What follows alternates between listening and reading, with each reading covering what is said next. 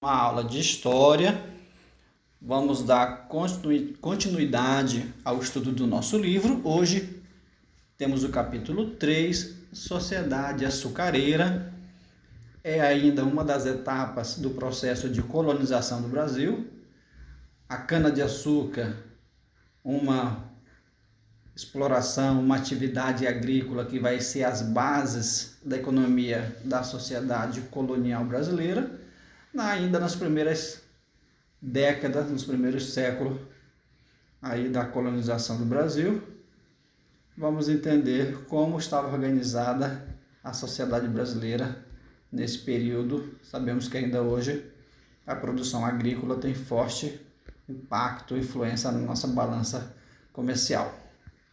O açúcar, a implantação de um negócio lucrativo, né? Então, ainda no período de Martim Afonso de Souza, né, vai se instalar a partir de 1533 em algumas regiões do Brasil, no Sudeste e também no Nordeste, a implantação da produção da cana-de-açúcar. Então, a cana-de-açúcar vai se adaptar muito bem, né? Aqui no Brasil, o solo brasileiro vai se adaptar muito bem a essa cultura que os portugueses já haviam experimentado em desenvolver em outras regiões, em outros solos, em outros países dos quais Portugal mantinha controle. Entre eles a ilha de Açores e Madeira, duas ilhas no meio do Oceano Atlântico, que os portugueses já haviam experimentado o plantio e já tinham, portanto, uma experiência na produção da cana-de-açúcar. Então, por que produzir o açúcar? A resposta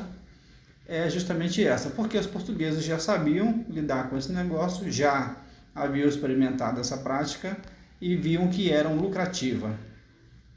Aqui no Brasil, a unidade básica de produção do açúcar era o engenho. Então, núcleo econômico e social. Então, o engenho não era apenas um lugar de produção de açúcar, não era apenas um lugar onde o senhor do engenho ia obter dali a sua renda, era mais que isso, era um lugar social. Os seus proprietários ficaram conhecidos como senhores de engenho, como eu acabei de falar.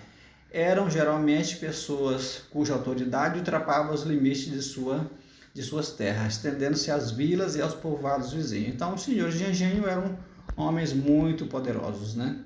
O senhor de engenho é o título que muitos aspiravam, porque traz consigo o ser servido, obedecido e respeitado por muitos, né? Então, a Casa Grande e Senzala. Então, essa é uma obra, isso dá nome.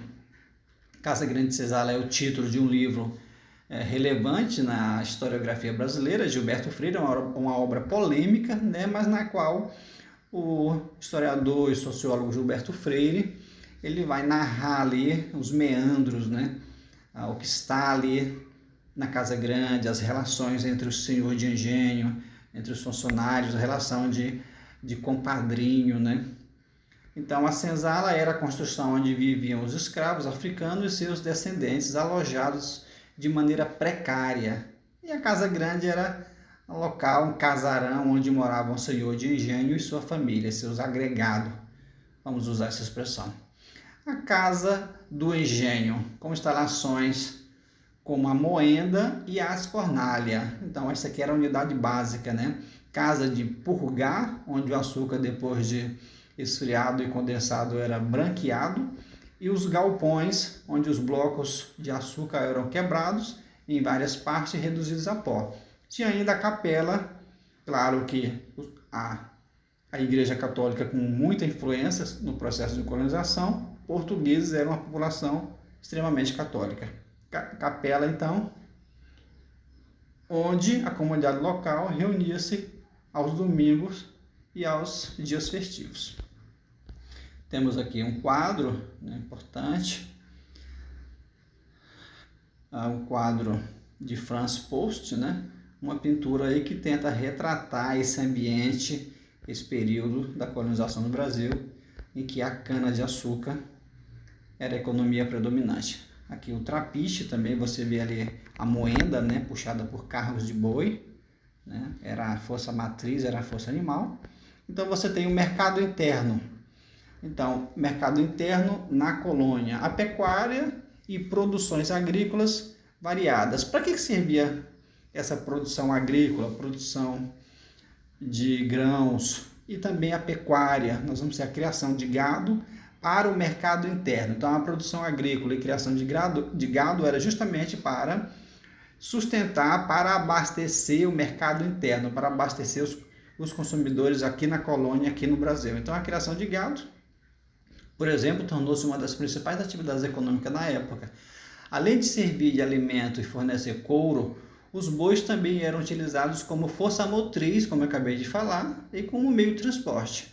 Assim, diversas regiões especializaram-se na pecuária, como, por exemplo, hoje os estados do Piauí, Maranhão, Bahia, Rio de Janeiro, Minas Gerais e Rio Grande do Sul, com suas estâncias, né? Com seus charqueados, produção de charque, aquela carne salgada. Então, aqui no Brasil predominava o que ficou conhecido como plantation. Plantation em inglês, plantação, que é essa monocultura, ou seja, a produção de uma só cultura em grande escala, ou seja, grandes áreas de terra com um único cultivo de um único produto, no caso era a cana-de-açúcar. Veja aqui, carro de boi, o boi que funcionava como força motriz, como acabamos de falar, um quadro muito representante desse período. Mão de obra. De quem era a mão de obra? A mão de obra era a mão de obra dos escravizados. Então, a escravidão de milhares de africanos vindos para o Brasil a partir de 1550, escravos trazidos da África. A mão de obra africana acabou constituindo a base das principais atividades envolvidas em todo o período colonial, né?